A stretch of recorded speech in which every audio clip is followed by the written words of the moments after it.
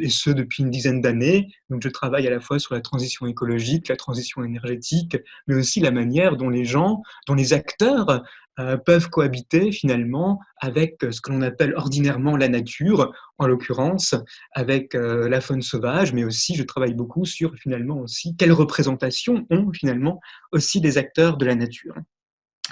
Alors donc pour cette intervention, je parlerai donc notamment, j'utiliserai davantage le mot de nature et pas forcément les mots finalement d'écologie ou d'environnement. Par ailleurs aussi, tenez-moi à m'excuser, mais je n'aurai pas de support PowerPoint, mais je m'efforcerai donc à vous un petit peu à vous déployer finalement le fil rouge de ma présentation en évoquant par ailleurs le plan de celle-ci. Donc, permettez-moi tout d'abord de débuter cette conférence par une citation que j'affectionne particulièrement. C'est une citation de Robert Hénard, qui est un naturaliste, philosophe, mais aussi artiste suisse du milieu du XXe siècle.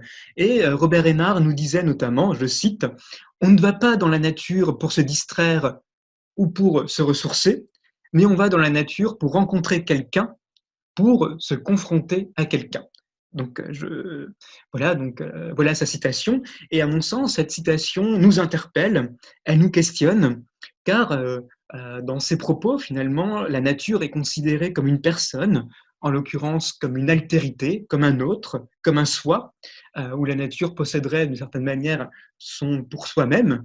Et c'est pour ça qu'à mon sens, cette citation, elle est intéressante car elle nous parle de l'idée de nature et qu'elle réhabilite également cette idée de nature, et ce notamment à l'ère de l'Anthropocène, et cela me semble particulièrement intéressant. Donc, pour cette conférence, je souhaiterais aborder 3 points qui me paraissent fondamentaux. Premier point qu'on verra ensemble, c'est quelle place on accorde à la nature spontanée, finalement, de nos sociétés modernes, industrielles. Donc, quelle est l'importance encore que l'on accorde à cette nature spontanée et quelle est la place qu'on lui laisse finalement. Donc, on verra ensemble qu'est-ce qu'on appelle par nature spontanée et qu'est-ce qu'on appelle aussi finalement par place, quelle possibilité on lui donne finalement à pouvoir s'exprimer. Deuxième aspect, je reviendrai notamment sur la crise écologique et comment finalement cette crise écologique, c'est aussi une crise de notre rapport sensible à la nature. Donc c'est le deuxième point que j'évoquerai avec vous, pardon. Et enfin le troisième, nous allons voir comment est-ce qu'on peut valoriser finalement le rôle agissant de la nature, c'est-à-dire comment est-ce qu'on peut finalement peut-être cohabiter avec elle en toute intelligence, c'est-à-dire de pouvoir finalement tisser finalement des relations de collaboration, de coopération avec les processus biologiques. Mais avant d'aborder ces différents points, il me semble tout d'abord intéressant de revenir finalement sur la définition de l'idée de nature, c'est-à-dire sur qu'est-ce que c'est que la nature, et notamment quel regard finalement porte la sociologie sur la nature. Alors c'est vraiment le premier point que j'aimerais aborder avec vous avant d'évoquer les 3 autres. Effectivement, la sociologie a pour particularité, s'il y a des non-sociologues parmi donc le public, la sociologie a pour particularité de comprendre, on va dire, les représentations des acteurs, les usages des acteurs, les pratiques des acteurs. Et la sociologie qui étudie la nature, d'une certaine manière, va rendre compte de la diversité des représentations et des usages de la nature, c'est-à-dire qu'elle va mettre en valeur le caractère polysémique, finalement, de la nature. Car finalement, le plus souvent, quand les acteurs, vous et moi, finalement, évoquions la nature, souvent on va évoquer la représentation que l'on a de la nature, ou voir l'usage que l'on a de la nature, c'est-à-dire que l'on va évoquer la relation particulière que l'on entretient, que l'on tisse à la nature. C'est-à-dire que l'on va évoquer d'une certaine manière ce que l'on nomme son bout de nature, c'est-à-dire une vision, une représentation assez fragmentée de la nature. Alors concrètement, comment ça se traduit? Ça veut dire que par exemple, pour certains acteurs, la nature, c'est un espace dans lequel on va pouvoir pratiquer des loisirs. Après, il va y avoir peut-être la nature du pêcheur, il va y avoir la nature de l'agriculteur. Tout ça pour vous montrer que finalement, il existe une hétérogénéité de représentation, d'usage de la nature, et lorsque les acteurs vont évoquer leur rapport à la nature, ils vont essentiellement évoquer leur relation finalement particulière qu'ils tissent à la nature. Or, bien que la sociologie observe, on va dire, la dimension humaine des relations à la nature, je pense qu'il est tout de même intéressant de convenir finalement de l'existence aussi d'un milieu avec des logiques qui lui sont propres.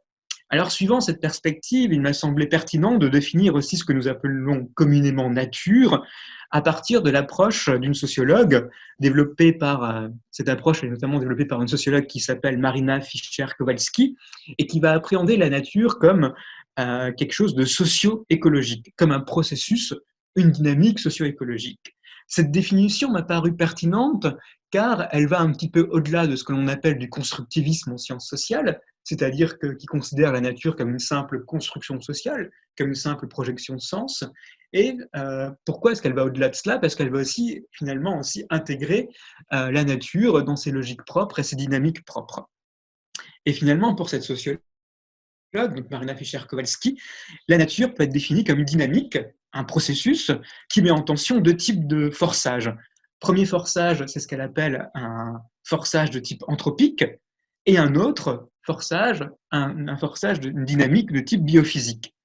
Et finalement, ce qui est assez intéressant dans son approche, c'est que cette coévolution des deux types de dynamique, des deux types de forçage, génère une réalité composite, en l'occurrence une réalité qui est ni proprement sociale, ni proprement physique, mais une réalité qui serait les deux à la fois, c'est-à-dire une réalité éco-symbolique, c'est-à-dire une réalité qui serait à la fois naturelle et sociale.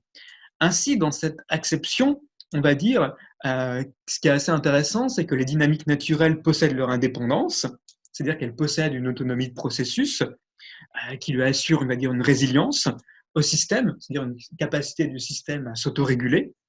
Et quant au second type de forçage, il renvoie, lui, aux dynamiques anthropiques, c'est-à-dire aux dynamiques humaines, à l'activité sociale, à l'activité économique, par exemple, qui exercent une réelle prise sur les milieux et participent d'une certaine manière à aménager, à cultiver, à domestiquer, voire à maîtriser les dynamismes naturels. Au demeurant, donc, cette définition, à mon sens, elle vient briser un peu une représentation statique de la nature. En effet, car ce qui est intéressant dans cette vision, c'est plutôt la dynamique de coévolution, finalement, des dynamiques biophysiques et anthropiques qui génèrent d'une certaine manière ce que l'on va nommer, et ce que Pierre Moscovici nomme, un sociologue qui travaille aussi sur la nature, un état de nature qui n'est pas d'une certaine manière figé, mais qui reste perpétuellement en mouvement, car, comment dirais-je, constamment mis en tension.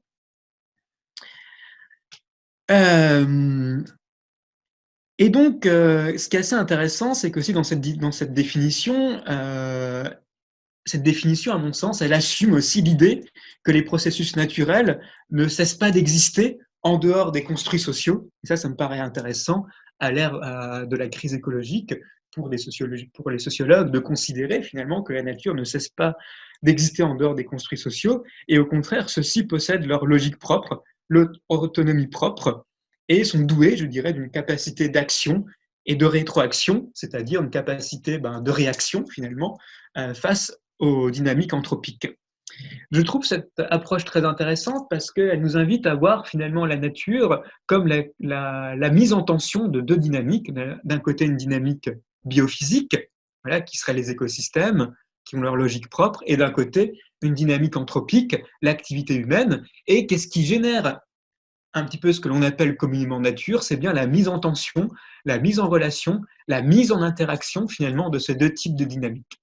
Donc, ce qui est assez intéressant aussi à voir dans cette définition, c'est qu'une fois que la prise humaine, la prise anthropique par exemple, est moins prégnante, est moins contraignante, eh ben, on peut constater quelquefois que les dynamiques naturelles sont résilientes, on leur laisse davantage de place, et c'est ce qu'on appelle notamment la féralité, c'est-à-dire la capacité quelquefois des milieux à reprendre de la place, à reprendre de l'importance, à refaire sa place d'une certaine manière par rapport aux dynamiques anthropiques. Donc, c'est une définition que je trouve pertinente car elle nous offre un petit peu une vision non statique de ce qu'est de la nature, mais une vision hybride, mais une vision qui est aussi une hybridité, je dirais, qui est constamment en mouvement, constamment mise en dynamique, mise en tension. Voilà un petit peu, si j'ose dire, la définition que je donnerais en tant que sociologue de la nature, comme justement étant cette deux mises en tension, cette mise en relation de deux dynamiques, de deux types de forçage.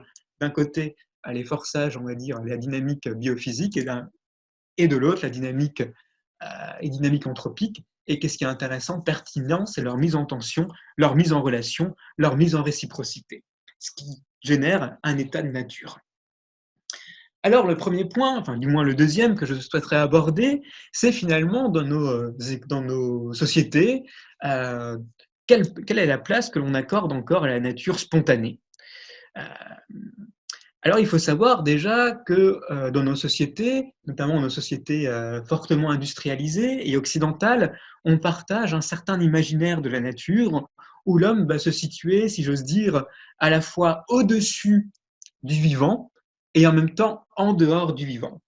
Mais d'où vient finalement cet imaginaire?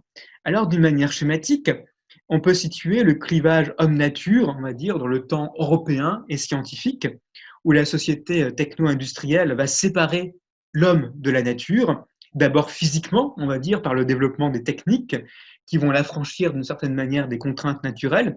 Donc, par exemple, si nous n'avions pas d'eau, l'eau au robinet, par exemple, toute la journée, ou du moins une grande partie de notre journée, on devrait l'organiser autour de la quête de l'eau. Donc, finalement, on voit aussi comment est-ce que la technique nous a affranchis d'une certaine manière de ces contraintes naturelles. Mais aussi, autre aspect, la pensée occidentale autour de l'imaginaire de la nature s'est aussi nourrie finalement aux sources grecques et aux sources judéo-chrétiennes et a défini l'homme par opposition avec la nature. Et notamment, comme le suggère Edgar Morin, cette conception du monde va notamment ériger l'homme au sommet de la chaîne comme étant, on va dire, un être pensant et conscient. Et cette conception est aussi étroitement liée à l'avènement de la science sur la base aussi d'un socle judéo-chrétien.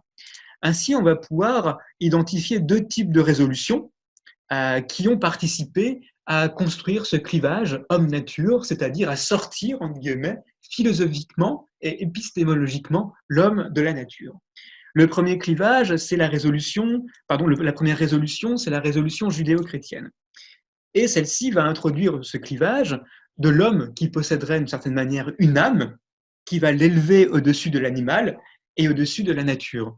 Et notamment, c'est pour ça que l'on va notamment aussi considérer la nature, l'animal comme étant à l'état de bête, de nature animale, c'est-à-dire comme n'ayant pas de conscience, et que l'on va considérer finalement l'animal et la nature aussi comme à l'état d'objet. L'autre résolution, c'est la résolution par la raison, notamment qui a été introduite, si j'ose dire, par notamment la rationalité et notamment par la philosophie de Descartes. Le ratio de Descartes, au sens générique, va aussi entériner ce clivage-là, homme-nature, car l'homme est considéré comme un être conscient, doué de raison, qui pense, c'est notamment le je pense, donc je suis, en opposition à la nature qui va être considérée comme, je dirais, inconsciente d'elle-même, c'est-à-dire qu'elle ne serait pas douée de conscience. Et enfin, la troisième résolution, c'est la résolution par la technique et l'industriel, qui va notamment émerger, on va dire, au XIXe siècle, avec la révolution industrielle. Et là, avec la science et la technique, on va participer à aménager, rationaliser, maîtriser la nature. C'est-à-dire qu'avec la modernité, la science et la pensée cartésienne va dénuer d'une certaine manière la nature de toute autonomie. C'est-à-dire que les objectifs sont d'une certaine manière de connaître la nature pour mieux la contrôler, pour mieux l'améliorer, pour mieux la maîtriser et surtout essayer de la contrôler et de la maîtriser pour améliorer d'une certaine manière la destinée humaine, ce qui était aussi somme toute certainement légitime du point de vue de l'époque. Mais si on revient à cet imaginaire de la nature est alors, on va dire, considérée comme une étendue homogène, comme une masse inerte et froide qui se laisse conquérir, qui se laisse contrôler, qui se laisse maîtriser. Donc, je pense que l'Occident est notamment, je dirais, façonné par cet imaginaire de la nature, alors que dans d'autres cultures, on va intégrer la nature dans la culture. La nature va être intégrée dans l'organisation de la vie pratique et culturelle. Et notamment lorsque ce modèle, on va dire occidental, pose l'homme au centre du monde avec l'idée que la nature doit s'organiser autour de ses besoins, eh ben, ces peuples posent aussi, d'une certaine manière, d'autres peuples, d'autres cultures vont poser l'environnement, eux, comme le berceau dans lequel l'homme est inclus et doit s'organiser. Et notamment, selon un anthropologue qui s'appelle Philippe Descola, donc, on va dire le paradigme occidental de la nature, donc l'idée de nature en Occident, renvoie, on va dire, à une conception très anthropocentrée. Et c'est une conception très anthropocentrée de la nature, on va dire qu'elle a moins partagée culturellement dans le monde, mais par contre, c'est cette conception-là notamment qui s'est imposée, on va dire, dans le monde. Alors, qu'est-ce que c'est qu'une conception anthropocentrée de la nature? Ça considère que, comme j'ai dit avant, que l'homme est au centre, l'homme est au-dessus, et que la nature doit constamment être définie tout par rapport aux besoins de l'homme.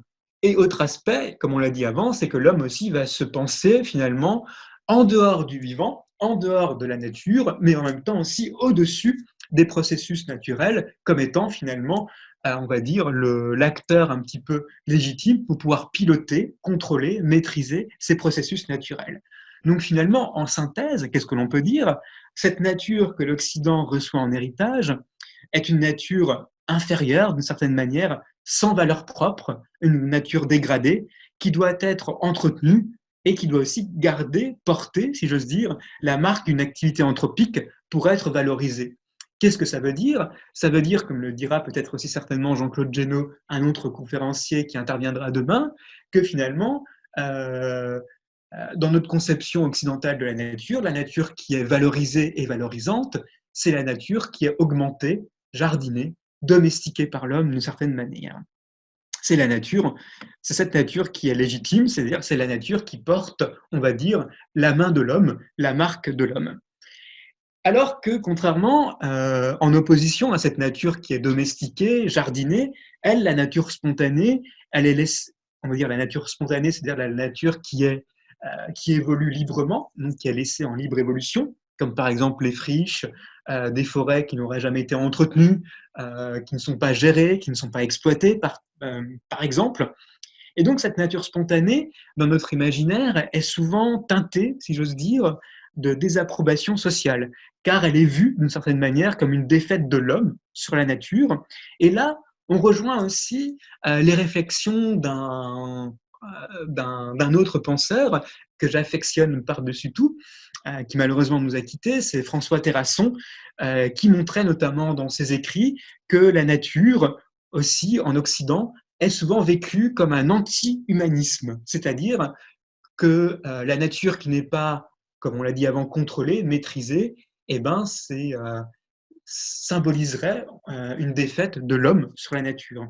Et pour François Terrasson aussi, on aurait peur aussi, dans notre imaginaire occidental de la nature, on aurait peur de cette nature incontrôlée, de cette nature non maîtrisée. Et ce qui pourrait expliquer, selon lui, que notre rapport à la nature est un rapport de gestion, d'intervention, de maîtrise. Et comme on l'a dit avant, finalement, la nature qui est valorisée et qui est légitime et légitimée dans notre imaginaire, ce sera toujours la nature qui porte cette marque de l'empreinte humaine. Et juste petite parenthèse, comment est-ce que François Terrasson, lui, définissait la nature, il l'évoquait, pour lui, la nature, c'était, je cite, l'absence de volonté humaine. Voilà, je trouve cette définition assez belle. Alors, je voudrais un petit peu, très brièvement, parce que je crois que le temps nous est compté et j'en suis déjà quasiment plus de la moitié du temps imparti. Donc, je voulais un petit peu donc illustrer cette peur de la nature spontanée à travers un exemple sur lequel je travaille aussi actuellement en tant que sociologue. Je travaille notamment, comme l'ont dit donc les organisateurs, comme l'a dit Audeline, je travaille donc sur l'acceptation sociale du lynx, notamment dans le massif des Vosges. Et je travaille auprès un petit peu de certains acteurs, notamment le monde de l'élevage et les chasseurs, et comment ces acteurs-là acceptent le retour du félidé dans le massif des Vosges. Alors, cet exemple est assez parlant parce que ces acteurs-là, que ce soit les éleveurs ou les chasseurs, se définissent un petit peu, on va dire, comme les gestionnaires légitimes de l'espace, de la nature d'une certaine manière, dont ils maîtrisent l'équilibre et la conservation. Et la représentation de la nature chez ces acteurs gestionnaires reflète ce qu'on appelle une représentation d'une nature dite produite. Alors, qu'est-ce que ça veut dire, cette représentation d'une nature dite produite, qui est un concept donc de Maurice Vince, qui est un autre conférencier qui interviendra demain, c'est-à-dire que ce qu'ils définissent comme étant de la nature, c'est ce qui est essentiellement aménagé et géré par la pratique de l'homme, c'est-à-dire par la pratique de l'élevage ou la pratique de la chasse. Et donc, de leur point de vue notamment, le retour du lynx est susceptible, on va dire, de perturber d'une certaine manière les apports d'un travail de gestion, les apports d'un travail d'intervention de plusieurs dizaines d'années.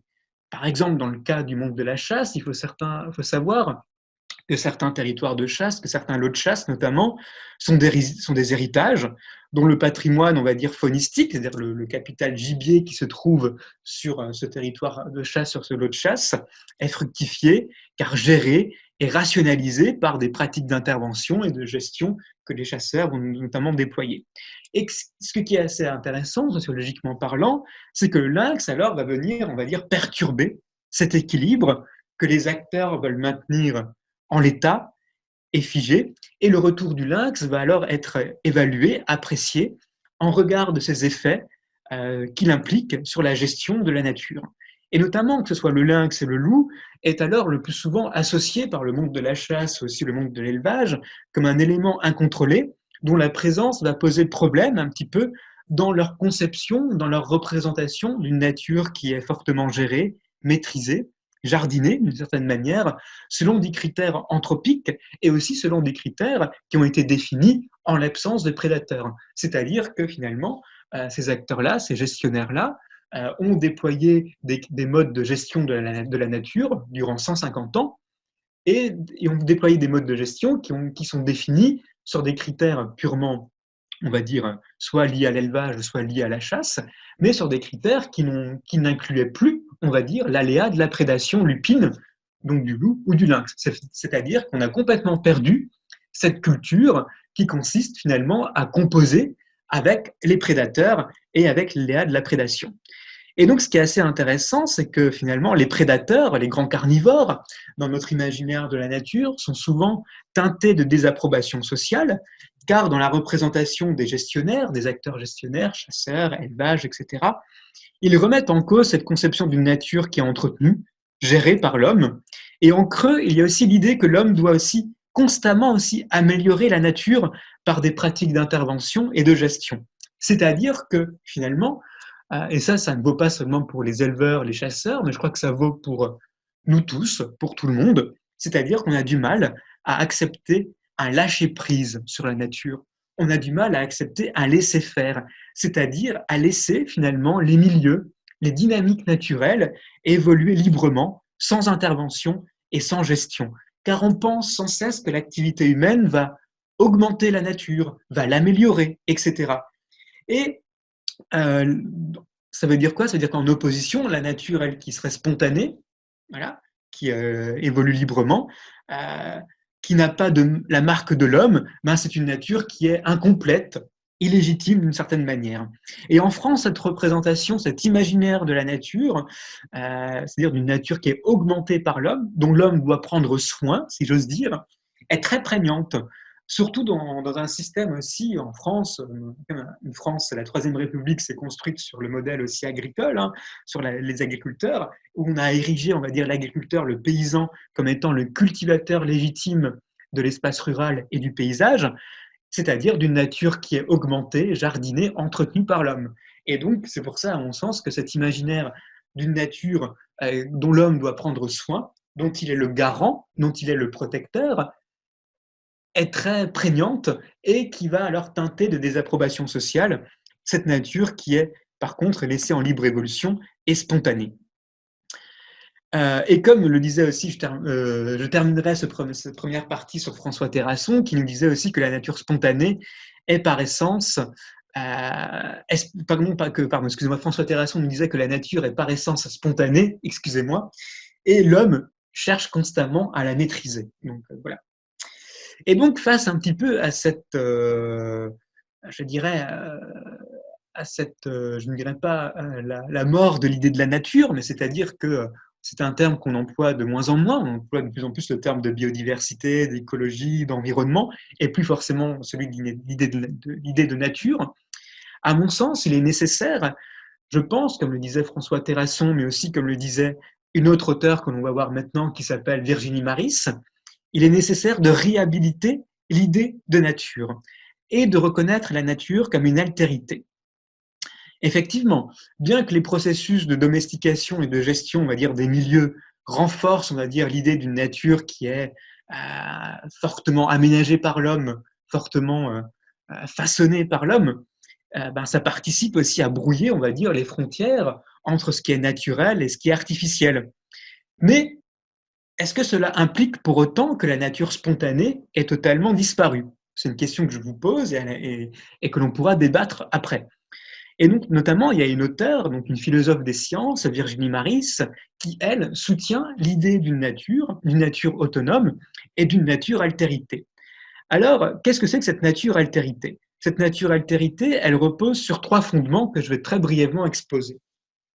Premier fondement, pour elle, la nature a un principe d'indépendance et d'extériorité. C'est-à-dire qu'elle part du principe que les écosystèmes possèdent leur logique et leur dynamique propre qui existent en dehors de toute forme d'activité humaine.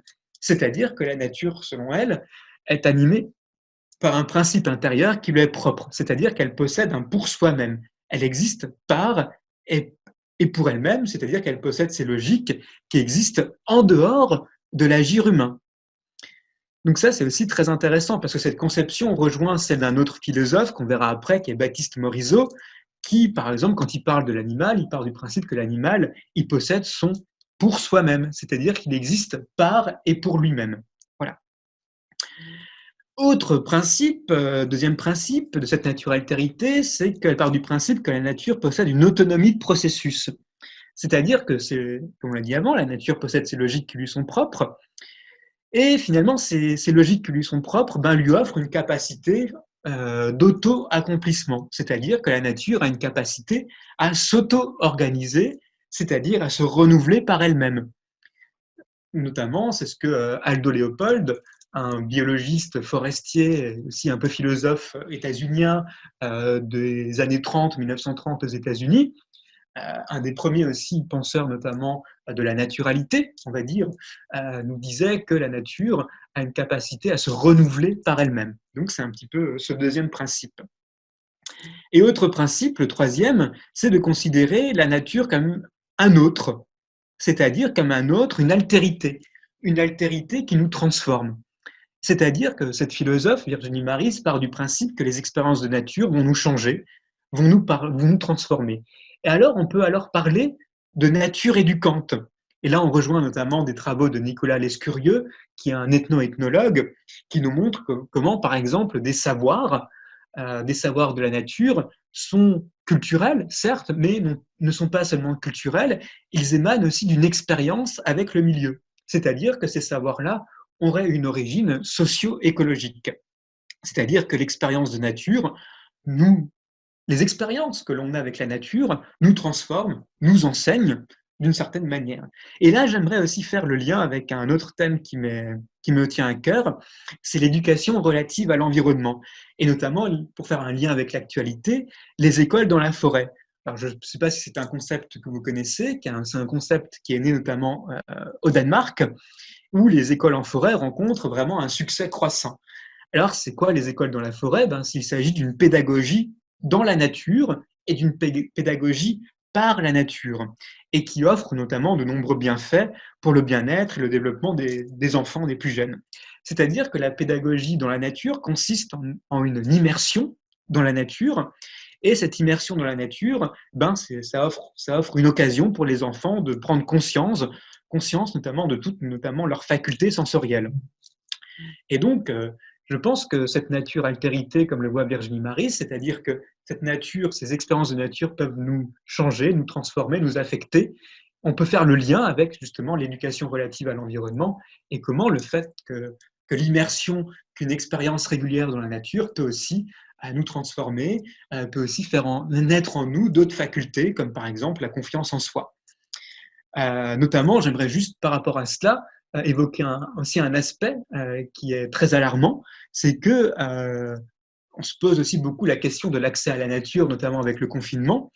Et notamment, selon un rapport de l'Institut de veille sanitaire de 2015, il y a 40% des enfants âgés de 3 à 10 ans qui ne jouent jamais dehors, c'est-à-dire qui n'ont pas accès, on va dire, à vraiment un environnement extérieur et un cadre de vie qui le permettent. Donc, ça veut dire qu'il y a quasiment 40% des jeunes enfants de 3 à 10 ans qui n'ont pas vraiment d'expérience concrète avec la nature d'une certaine manière. Donc, il y a aussi des très très fortes inégalités à l'accès à ces expériences-là que j'aimerais aussi je voulais aussi souligner. Enfin, j'en arrive à mon deuxième point, c'est le lien à la nature. Et le lien à la nature, et notamment, je partirai un peu de l'idée que notre crise écologique, c'est aussi une crise de notre rapport sensible à la nature. Et là, j'aimerais un petit peu mobiliser une étude menée par deux écologues qui s'appellent Pry et Miller, qui montrent, ils ont un concept, et ce concept, ils l'ont appelé un appauvrissement des formes de savoir à l'égard de nature. C'est-à-dire qu'ils parlent d'une extinction de l'expérience de nature dans nos sociétés. Alors, qu'est-ce que c'est que cette extinction de l'expérience de nature? Et notamment, cette extinction, ils la remarquent notamment en milieu urbain. Alors, l'idée est la suivante, c'est-à-dire que de génération en génération, ces chercheurs-là partent du principe que les jeunes vivent de moins en moins en contact avec la nature, au moment même où ils construisent leur identité. C'est-à-dire, c'est une phase qui est importante. Et pourquoi ils vivent de moins en moins en contact avec la nature? Parce qu'il y a de moins en moins de nature et que nos modes de vie aussi limitent de plus en plus ces contacts avec la nature. Et ce qui est intéressant chez ces auteurs, c'est alors que la part de leur identité qui va intégrer leur relation intime à leur environnement naturel diminuerait d'une certaine manière, donc de génération de génération. Et ce ne serait pas à cause d'un manque, on va dire, d'intérêt et d'éducation, d'une certaine manière, mais c'est surtout dû à la cause, elle est surtout due à cause d'une baisse, on va dire, d'occasion et d'envie finalement d'expérimenter la nature, et ce notamment sans contrainte et librement et d'une façon personnelle. C'est-à-dire que finalement, dans nos sociétés, on fait de moins en moins cette expérience concrète et directe avec la nature. Et là, je rejoindrai notamment les propos d'un philosophe que j'affectionne aussi beaucoup, j'aime beaucoup ses écrits, c'est Baptiste Morisot, qui est un philosophe qui écrit beaucoup donc, sur le rapport à l'animal notamment et le rapport à la nature, part du principe que on prête de moins en moins attention à la nature et notamment on est de moins en moins capable, on va dire, d'accorder une forme d'attention à la nature, et c'est ce qu'il appelle aussi notamment cette crise finalement du rapport sensible à la nature. Alors, qu'est-ce qu'il appelle par accorder de l'attention à la nature? Il va la définir dans une double acception, c'est-à-dire que, premièrement, à prêter son attention, être attentif à la nature consiste dans un premier temps à apprendre à se rendre, on va dire, plus présent au monde. C'est apprendre à se rendre disponible à des êtres autres qui comptent, c'est-à-dire des éléments naturels qui comptent. C'est être à l'écoute, d'observer, de développer aussi des qualités de disponibilité, c'est apprendre à se rendre disponible. Qu'est-ce que ça veut dire concrètement? Ça veut dire que quand on va par exemple en forêt, c'est se rendre disponible, être à l'écoute, être attentif à ce qui nous entoure, à ce qui nous environne d'une certaine manière. Et quand il parle aussi de prêter son attention à, c'est aussi dans un autre sens, le deuxième sens, c'est aussi y prêter attention aussi comme des êtres autres qui existent réellement et pleinement. C'est-à-dire, c'est reconnaître leur pour soi-même, leur altérité. C'est-à-dire que ces êtres autres qui nous entourent, la faune, la flore, etc., seraient aussi porteurs d'intentionnalité. Et pour lui, il faut alors développer ce qu'il appelle une disponibilité décentrée ou un élargissement du soi. Alors qu'est-ce que ça veut dire? C'est simplement apprendre à s'ouvrir aux autres. C'est apprendre à se rendre disponible à ces êtres autres, c'est-à-dire à l'animal, à la plante, à l'arbre, qui habitent aussi des milieux. Donc c'est apprendre à se rendre disponible à ces êtres autres en partant de l'idée que ces êtres autres sont aussi porteurs d'intentionnalité. Et donc, c'est vraiment y prêter attention, comme il dit, comme des êtres qui existent pleinement, voilà, comme par exemple les animaux, comme on l'a dit avant, qui possèdent aussi leur forme de rationalité, ou ce qu'il appelle leur forme d'exorationalité, c'est-à-dire par exemple le loup, qui a aussi sa géopolitique d'une certaine manière, son territoire, un territoire qui est vécu, ou par exemple, ça va être un passereau, comme la citelle, qui va utiliser une fente dans le tronc d'un arbre comme forge pour casser sa noisette. Donc tout ça, ça veut dire que les animaux ont aussi leur forme de logique, leur forme de rationalité, et qu'il faut apprendre à être attentif à leur logique, à leur manière aussi d'habiter le monde. Voilà, donc je trouve cet aspect très très intéressant. Et donc ce rapport sensible à la nature, c'est aussi finalement apprendre, je dirais, à être touché, à être affecté, à être ému par ce que l'on regarde autour de nous, par ce qui nous entoure. Et c'est aussi, je crois, développer de l'empathie. Et comme le disait notamment Gaston Rebuffat, alors demain, je sais que vous invitez un alpiniste comme conférencier. Gaston Rebuffat était aussi un alpiniste. Euh, et Gaston Rebuffat nous disait que justement, il faut justement développer aussi cette empathie d'une certaine manière à l'égard de la nature. Et je crois que nous avons aussi une forme de cécité, c'est-à-dire qu'on ne voit pas ou on ne veut pas voir que ces êtres autres habitent aussi la Terre, l'écosystème Terre, et souvent l'homme se croit un petit peu comme le seul être qui habite ce milieu et étant aussi légitime à l'habiter. Enfin, mon dernier point, j'aimerais finir sur la cohabitation avec la nature comme nouveau rapport à la nature. Euh, Qu'est-ce que j'appelle par cohabitation avec la nature? Alors, la cohabitation avec la nature, c'est justement ne pas voir les dynamiques naturelles comme des logiques concurrentes à l'homme, des logiques, des dynamiques, des processus que l'homme devrait contrôler, maîtriser. Voilà. Mais au contraire, c'est essayer de voir peut-être les processus naturels comme des alliés, comme des partenaires avec lesquels nous pouvons tisser des relations de collaboration, de coopération. Ça veut dire quoi? Ça veut dire qu'on doit, je pense, réapprendre à faire confiance aux dynamiques naturelles. Or, notre rapport à la nature, je crois qu'il est teinté, je dirais, de défiance à l'égard des processus du vivant. Des processus, comme on l'a dit avant, que l'homme se permet toujours, on va dire, d'améliorer, d'amender par la technique, des artefacts, ou voire sans cesse d'artificialiser la nature. C'est-à-dire qu'on part toujours du principe qu'il faut améliorer la nature par de la technique, des artefacts, des éléments de synthèse, etc. Et donc, pour revenir aussi sur la sociologue que l'on a vue avant, Marina Fischer-Kowalski, Marina Fischer-Kowalski nous dit que notre relation en vivant est face à deux choix opposés, face à la crise écologique. Soit on va amplifier notre empreinte technique sur les milieux, c'est-à-dire que finalement, face à la crise écologique, on va partir du principe que c'est la technique et l'innovation technique qui va nous sauver. C'est ce qu'on appelle l'hypertechnicisation. Et je crois que c'est un petit peu malheureusement, à mon sens, la voie que l'on prend, c'est-à-dire que l'on va croire que le progrès technique va permettre de décarboner notre économie. C'est notamment aussi la course, on va dire, aux batteries, le tout électrique qui va peut-être pouvoir remplacer les énergies fossiles. Or, on sait très bien que, par exemple, que le tout électrique, d'une certaine manière, les batteries, etc., qui sont employées dans les véhicules électriques, sont aussi très énergivores et notamment sont aussi très prédateurs en minerais et en terres précieuses aussi. Donc, il y a aussi toujours ce lien de dépendance aussi avec les ressources. Mais pour elle, il y a aussi une autre voie. C'est ce qu'elle appelle amorcer un retrait des forçages anthropiques.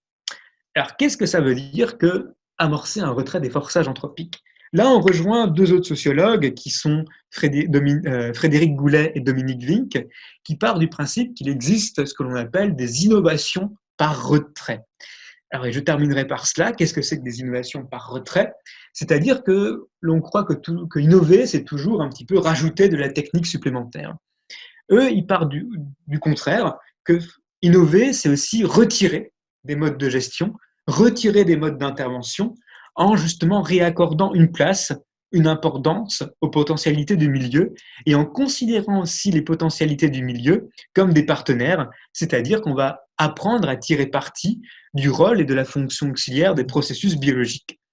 Alors, ces modes de gestion qui sont plus doux, ces modes d'intervention qui sont plus doux sur la nature, ont notamment été expérimentés dans la permaculture, par exemple, dans l'agriculture biodynamique, dans l'agriculture biologique, dans l'agroécologie, mais ont aussi été expérimentés dans la sylviculture naturelle, c'est-à-dire dans une gestion plus naturelle des forêts, dont les objectifs consistent à retirer des modes d'intervention qui agissent directement sur les écosystèmes forestiers, comme les plantations, les traitements, sur les jeunes plants, etc., pour au contraire favoriser les dynamiques et les potentialités du milieu, c'est-à-dire optimiser le cycle de repeuplement des essences en place.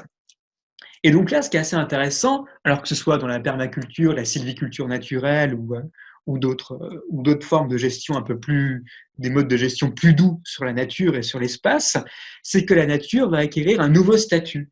C'est-à-dire que ces processus redeviennent des objets utiles et fonctionnels aux logiques de production. C'est-à-dire qu'à défaut d'aménager, à défaut de contrôler la nature, on va chercher à comprendre les potentialités du milieu et à piloter le rôle et la fonction auxiliaire des dynamiques naturelles dans les processus productifs.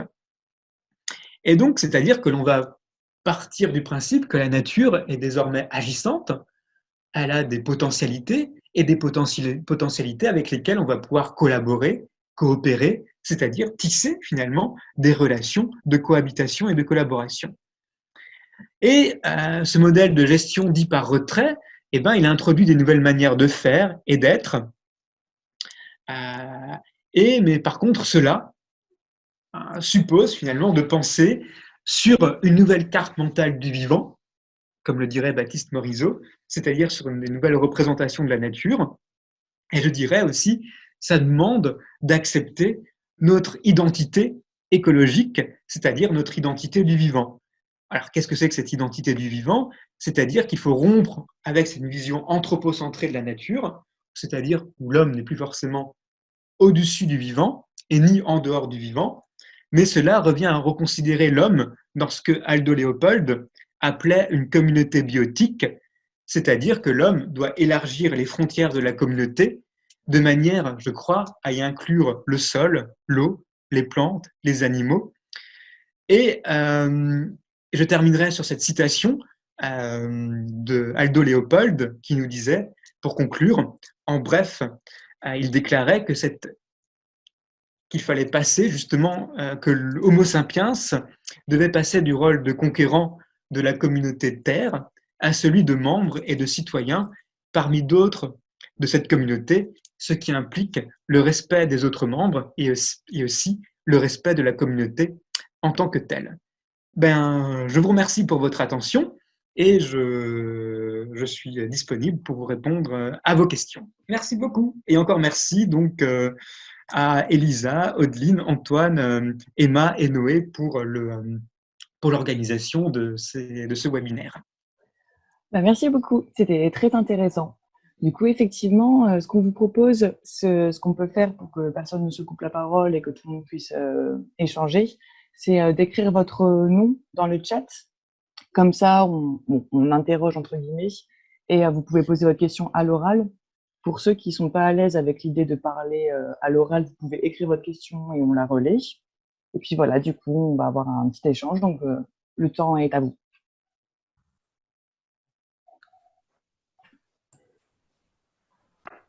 Ouais, donc les micros normalement sont activés. Ouais, voilà, écrivez votre nom un par un, on vous donne la parole et on peut échanger comme ça, de cette manière.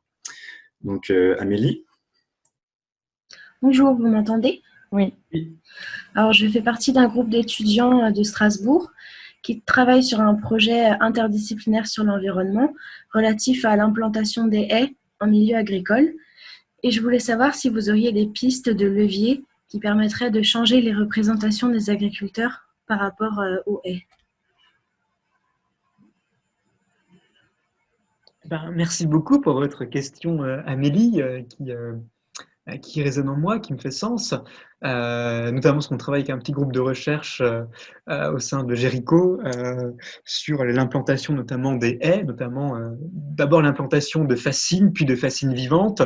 Les fascines, ce sont des barrages de bois mort, puis après on met des arbustes dans ces fascines, puis l'idée, c'est un petit peu de voir comment est-ce que les agriculteurs acceptent ces fascines, puis après ces fascines vivantes, donc ces fascines qui commencent, on va dire, à prendre vie et des arbustes qui commencent à s'implanter. Et le but, c'est d'aller peut-être jusqu'à la haie, effectivement, donc d'une manière un petit peu graduelle hein, et graduée. Et on travaille notamment sur ces aspects avec Monsieur Vince, que vous connaissez, je pense, aussi par ailleurs. Euh, alors, on travaille un petit peu sur l'identification justement de freins et de leviers. Alors, pour l'instant, l'étude n'est pas encore finalisée sur ces différents enjeux, mais en fin de compte, on se rend compte que ce qui embête aussi l'agriculteur, c'est toujours la haie, on va dire, la fascine vivante est acceptée à partir du moment où elle ne contrarie pas ces modes d'intervention, ces modes de gestion. Donc, c'est-à-dire que ça reste accepté tant que ça reste maîtrisable, contrôlable pour l'agriculteur. Or, mettre des haies, c'est déjà mettre alors quelque chose de plus sur la durée, hein, finalement, et c'est quelque chose avec lequel il va devoir composer, on va dire, à l'échelle de son agrosystème, alors qu'une fascine, c'est encore un dispositif qui est encore un peu plus souple. C'est-à-dire qu'à un moment donné, si ça l'embête, hein, voilà, c'est un dispositif qui va pouvoir enlever, alors que la haie, c'est quelque chose qui s'inscrit déjà un peu plus dans la durée. Et ça veut aussi dire, c'est remettre des arbres aussi. Et ça, je pense que dans l'imaginaire des agriculteurs, c'est quelque chose qui est important. Il peut y avoir des formes d'inertie, des formes de frein, parce que avec le remembrement, on a fait un petit peu l'inverse, hein, c'est-à-dire qu'on a enlevé les haies, on a enlevé les arbustes, etc. Et donc, le fait de remettre des haies, ça peut être vécu pour encore une génération d'agriculteurs, on va dire, euh, qui a encore vécu finalement ce processus aussi de remembrement, ce processus de modernisation, ça peut être vécu comme un retour en arrière. Voilà, un petit peu comme un retour aux injonctions dont ils avaient été, on va dire, qu'on leur avait faites à l'époque, qui consistait à leur dire non, il faut enlever des haies, etc., et pour pouvoir libérer de l'espace, pour pouvoir manœuvrer plus facilement, etc. Donc, il y a, en termes de frein, je dirais que le premier, ou de levier, c'est tant que le dispositif reste maîtrisable par l'agriculteur, c'est tant qu'il peut le gérer, voilà, ça peut être accepté, mais dès que ça sort et dès que ça contrarie ces pratiques d'intervention et de gestion, peut-être que ça peut être plus délicat. Et deuxième aspect, je pense qu'il y a l'imaginaire de l'arbre, le fait de remettre de l'arbre, on va dire, sur la parcelle, je pense que c'est vraiment un grand bouleversement de mentalité et de représentation. Donc là, on touche aux valeurs qui restent difficiles, on va dire, et aux mentalités qui restent difficiles à transformer, à changer, et qui souvent ne se négocient pas, on va dire, avec de l'argent, des aides. Voilà. Donc, je pense, à mon sens, que le frein le plus important restera, je pense, la mentalité et le rapport aux valeurs, et notamment le rapport au temps aussi, parce que quand on met un arbre, une haie, même si c'est des noisetiers, des cornouillers ou je ne sais trop quoi, c'est sur le long terme. Voilà. Donc, il y a aussi un autre rapport à la temporalité. Mais n'hésitez pas à revenir vers nous pour ces questions-là, parce que moi je trouve aussi ces questions très pertinentes et d'actualité, avec notamment la trame verte. Donc la trame verte qui consiste à mettre un corridor, notamment de reconstruire des corridors écologiques avec un réseau de haies, notamment. Et donc c'est des dispositifs qui vont se mettre en place. Et donc je crois que nous, en tant que chercheurs, et vous, étudiants, en tant que futurs chercheurs, chercheuses, mais aussi peut-être praticiens, qui allaient intervenir peut-être sur des espaces ruraux, on va être confronté dans la pratique aussi à ces formes d'inertie, à ces formes de frein, c'est-à-dire que des haies vont devoir être mises en place, mais il va falloir trouver des compromis aussi avec les acteurs qui gèrent ces espaces-là, notamment les agriculteurs. Donc oui, une question très très pertinente et des enjeux forts, tout à fait. Mais j'ai pas encore suffisamment peut-être de Du coup, réponses pour merci. apporter. Voilà. Merci, mais vu que notre rapport doit être rendu dans une semaine, ça va être tendu. Et Si vous voulez, n'hésitez pas à prendre contact avec moi parce que je pilote un autre groupe dans le cadre du PIE. Donc, je connais le dispositif. Donc, n'hésitez pas à m'écrire si vous voulez peut-être plus de précision. J'écris mon adresse mail dans la conversation si vous voulez à côté. D'accord, merci. Vous m'autorisez à citer vos propos dans notre rapport? Oui, il n'y a pas de souci. D'accord, merci.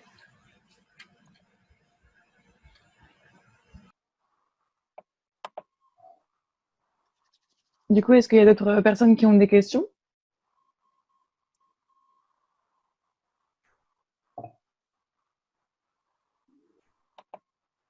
Est-ce que je peux me permettre de poser une question? Bien sûr.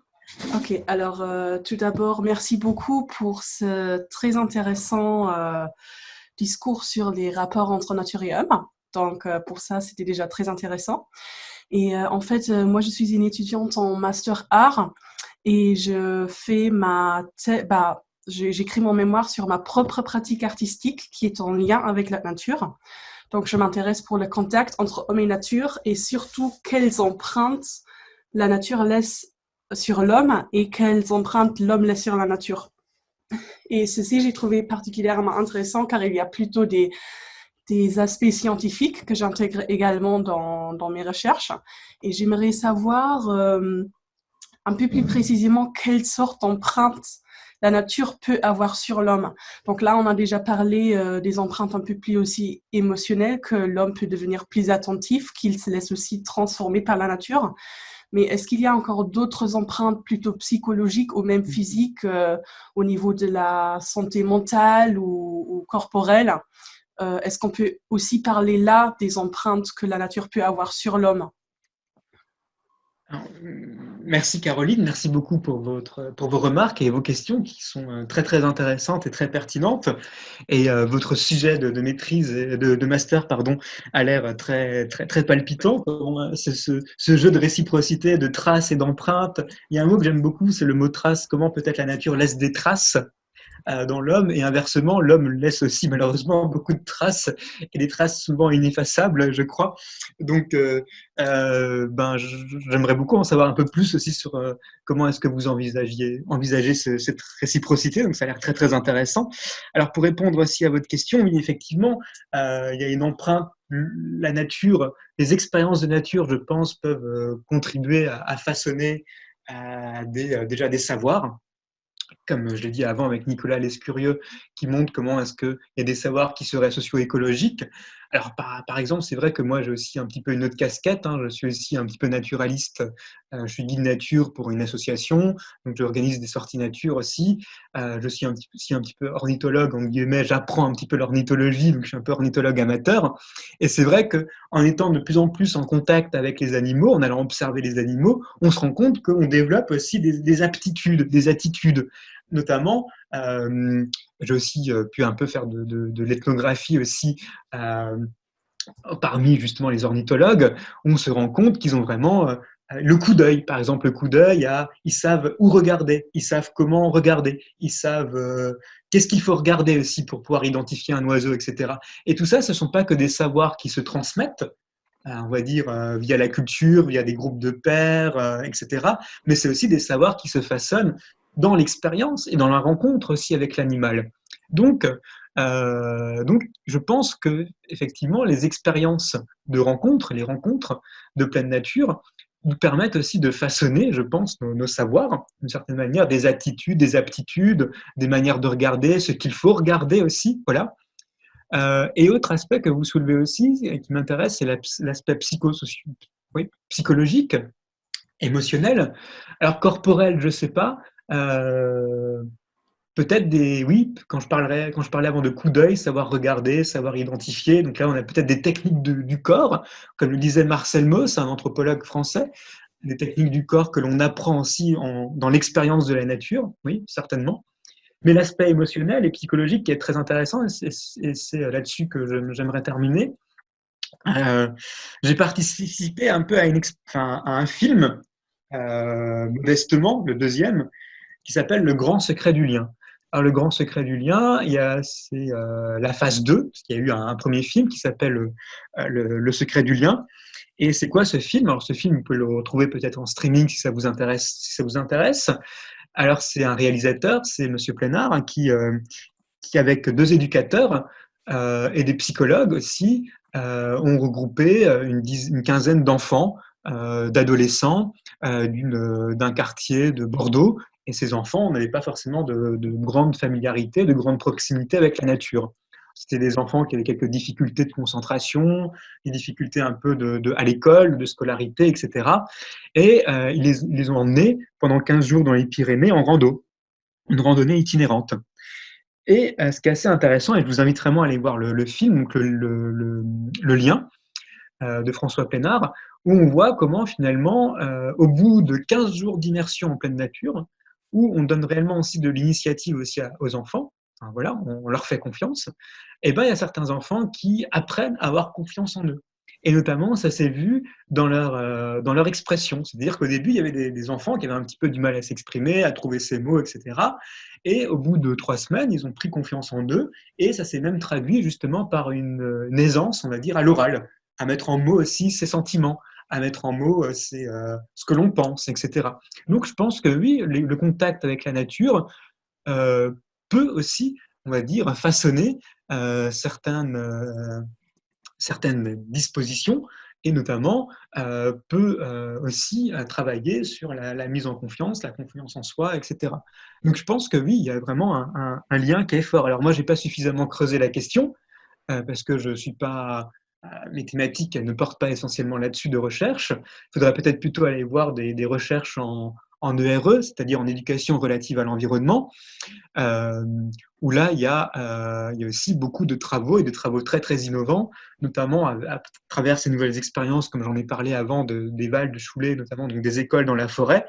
Ça se diffuse aussi de plus en plus en France. On voit comment est-ce qu'une expérience, une immersion quotidienne et fréquente des enfants dans la nature, eh ben, ça joue sur leur mental, leur bien-être, leurs facultés aussi sensorielles, etc. Donc, il y a de plus en plus de travaux qui vont dans ce sens-là, et je vous invite du coup peut-être à aller les consulter en sciences de l'éducation et en éducation à l'environnement, si vous voulez un peu euh, aborder ces aspects. Voilà. D'accord, merci beaucoup. Du coup, Zaki, tu peux poser ta question. Tu sais. Bonjour, merci pour vos interventions qui ont été très intéressantes, je trouve. Moi, je suis étudiant en école d'ingénieur géophysique, donc je suis pas du tout familier avec la sociologie, enfin, je veux dire, d'un côté enfin, à part amateur. Et je me demandais donc quelles précautions est-ce qu'il faut prendre ou est-ce que vous avez pris dans le cadre de la réinsertion du lynx dans l'écosystème des Vosges, parce que je sais que c'est quelque chose de très délicat et je me demandais quelles précautions est-ce qu'il faut prendre pour pas que ça prenne une tournure un peu catastrophique. Merci beaucoup pour votre question et votre intérêt pour la thématique du lynx, moi aussi qui me tient à cœur, je vous l'avoue. Alors déjà aussi, ben merci parce que je crois qu'il y a eu, j'espère que ça n'a pas été trop compliqué à suivre parce que j'ai introduit beaucoup de références en sciences sociales et donc je trouve ça bien que des gens des sciences physiques s'intéressent aux sciences sociales parce que moi je suis vraiment pour la pluridisciplinarité et je crois que quand on parle de nature, il faut aller au-delà des frontières pluridisciplinaires, hein. Je pense que je m'adresse essentiellement à des étudiants là. Donc voilà, il faut être curieux, aller voir vers les autres disciplines, faire des liens, faire tisser des ponts. Voilà, surtout quand on parle de nature, d'environnement, je crois que c'est essentiel d'être pluridisciplinaire ou interdisciplinaire, je ne sais pas comment le dire. Voilà. Donc merci beaucoup pour cet intérêt pour les sciences sociales, c'est formidable. Oui, pour répondre à votre question, alors déjà, 2-3 précisions, parce que c'est vrai que j'ai été pris un peu par le temps, je n'ai pas forcément suffisamment développé, et donc j'ai occulté certains points. Déjà, il ne s'agit pas de réintroduction dans les Vosges du Nord, il s'agit d'un retour naturel dans les Vosges. C'est très important parce que l'État français n'a pas autorisé de réintroduction en France. Voilà. D'un point de vue légal, il faut parler plutôt de retour naturel. C'est-à-dire que les lynx sont réintroduits dans la forêt du Palatinat et notamment dans la réserve de biosphère transfrontalière Vosges du Nord Pfälzerwald, donc au-dessus de Saverne-Wissembourg, s'il y a des gens qui visualisent un petit peu. Et au-dessus de Saverne-Wissembourg, il y a une réserve de biosphère, c'est-à-dire une forêt qui est classée par l'UNESCO comme étant réserve de biosphère, et les lynx sont relâchés dans cette forêt, mais côté allemand, comme il s'agit d'un projet allemand, et que c'est le Länder de Rhénanie-Palatinat qui a autorisé la réintroduction du lynx. Donc, ils ne peuvent pas les relâcher officiellement en France. Voilà, ce n'est pas légal. Donc, ils sont relâchés à 100 km, 80 km de la frontière française, si vous voulez. Donc, dans cette forêt du Palatinat, et ces lynx ont été relâchés depuis 2015. Il y en a une vingtaine qui a été relâchée et pour la plupart, ils sont issus soit de Suisse, car c'est la population, le Jura suisse et le Jura français, c'est la population source, le noyau dur de la population en France, car c'est vraiment le seul massif où on trouve réellement du lynx, c'est le massif du Jura. Et une autre partie des lynx ont été capturés en Slovénie et relâchés ici, dans le Palatinat. Et le but de ce projet, c'est de créer une continuité écologique. Je m'explique, c'est-à-dire, comme je vous l'ai dit, il y a du lynx essentiellement dans le Jura, et ils veulent créer un noyau de lynx dans le Palatinat, et géographiquement, où se situent les Vosges? Les Vosges se situent au milieu. Et donc les Vosges feraient, on va dire, office de continuité écologique, de corridor écologique pour l'espèce, pour pouvoir justement que des individus puissent s'aimer, qu'il y ait des mélanges de génétique. Et le but, c'est bien de relâcher, donc de réintroduire ces lynx dans le Palatinat. Voilà. Mais le but, c'est qu'ils redescendent vers le sud et qu'ils arrivent naturellement dans les Vosges et que ceux du Jura puissent remonter. Voilà.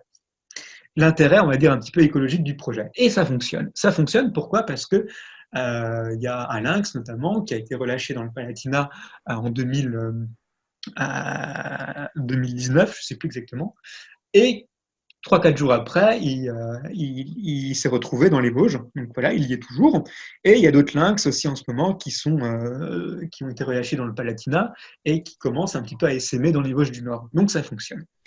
Donc par rapport à l'acceptation, effectivement, c'est un peu délicat.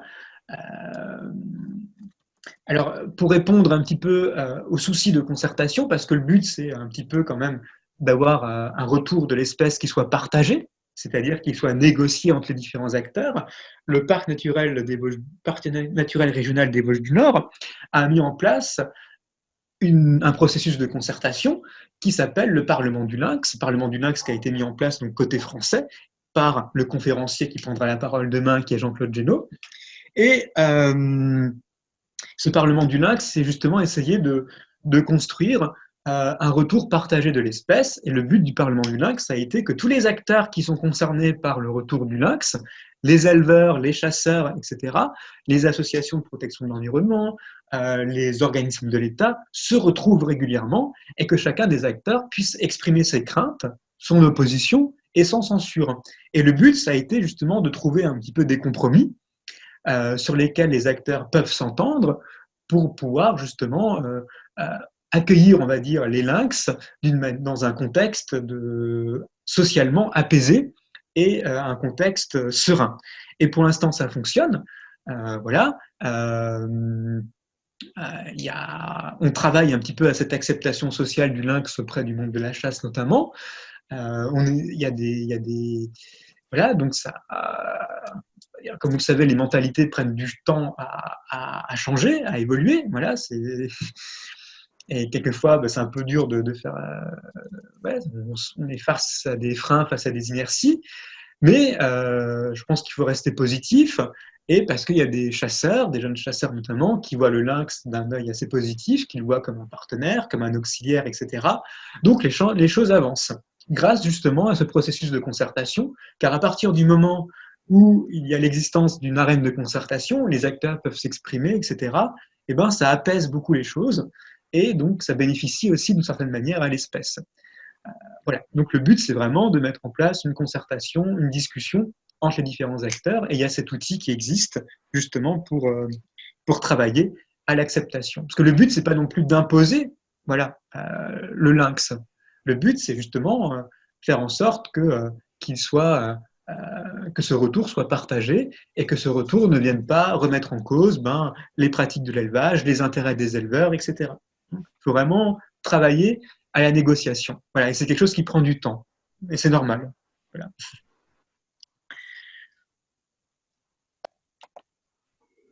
Et du coup, il y a Flora qui fait une remarque en disant qu'il y a quelques jours, il y a eu un article sur les lynx au Pays de Beach.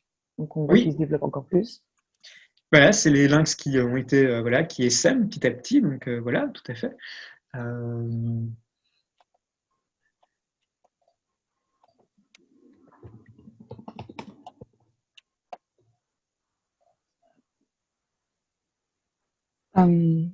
Ah bah oui, bah vas-y Amélie, pose ta question.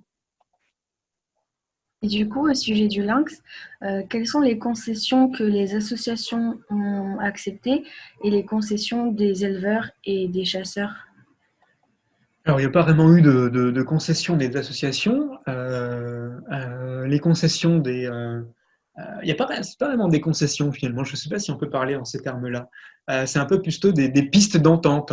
Euh, Notamment par rapport au monde de la chasse. Il y a un livre blanc qui a été rédigé par la Fédération des chasseurs et qui s'engage sur certains principes. Voilà, donc qui s'engage sur certains principes. Alors, je ne sais plus lesquels, je ne les ai plus en tête, mais ce sont des principes assez concrets. Euh, voilà, tout simplement. Mais je vous avoue que je ne les ai plus en tête, ces principes-là. Voilà. Mais il y a un climat qui est quand même relativement apaisé, notamment dans le Bas-Rhin. Il y a un travail de concertation qui se fait à l'échelle de l'ensemble du massif, qui implique les différents acteurs. Donc, comme je dis, c'est un travail sur le long terme, et c'est un travail qui doit prendre en compte justement les craintes et les préoccupations de chacun. Et le but, c'est justement de ne pas occulter, de ne pas avoir d'angle mort, c'est-à-dire de ne pas oublier les craintes ou les préoccupations d'un acteur. Et c'est bien justement d'avoir un petit peu d'une manière exhaustive, essayer d'avoir que chacun puisse s'exprimer et que chacun puisse exprimer ses craintes vis-à-vis de cela, vis-à-vis du retour du lynx. Voilà. Mais le lynx pose beaucoup moins de problèmes que le loup, voilà, parce que c'est une prédation qui est autre, qui est différente. Euh, donc, c'est un animal qui est aussi beaucoup plus discret d'une certaine manière. Donc, voilà. Merci beaucoup. Du coup, on va passer aux dernières questions s'il y en a. Ou alors, on peut vous remercier tout de suite pour votre intervention. Et concernant la conférence de Jean-Claude Génaud, donc il faut savoir qu'elle ne sera pas en direct. Elle a été déjà enregistrée. On va la mettre en ligne demain. En fait, on a une chaîne YouTube qu'on va partager sur l'événement. Mais si vous avez des questions à poser à Jean-Claude Génaud, vous pouvez nous les envoyer et on lui transmettra. Il nous transmettra les réponses. Donc, il reste accessible quand même pour répondre et éclaircir des propos. Et sinon, merci encore, Monsieur Christen, d'être intervenu et de nous avoir parlé du lien sensible à la nature. C'était vraiment très intéressant et merci d'avoir pris le temps de répondre aux questions. Et merci à vous tous d'être venus. C'est moi. Merci. Oui, merci Monsieur Christen, merci à toutes les participantes et tous les participants.